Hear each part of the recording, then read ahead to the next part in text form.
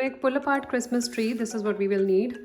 I have string cheese cut into smaller pieces over here, and then I have some jalapeno and pizza dough. You can use any pizza dough, the one made at home, or you can get a store-bought one. So, and we'll need some flour. Along with that, we'll need a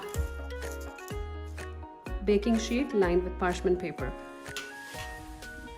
To start, we will take our pizza dough, just cut it into 2 pieces. Now from this, we will cut little slices, pull it apart, make a little piece like this, and cover it nicely with all the dough, making sure the ball is nicely covered. We can cut it into smaller pieces. That gives us an idea of how much dough we will need. So now here we have our cheese balls ready, and we'll start lining them up, making sure the seams are towards the bottom. Once we're done putting all this together, I will add jalapeno to the last row, like that.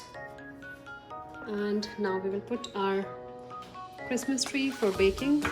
I have preheated the oven at 450 degrees Fahrenheit, and these will go in there for about 10 to 12 minutes.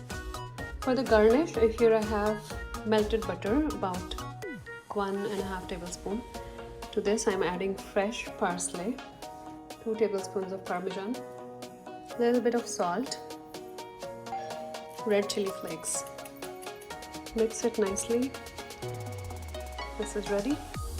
Here we are, ready with our Christmas tree.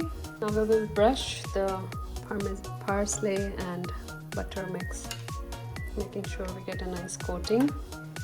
It's ready.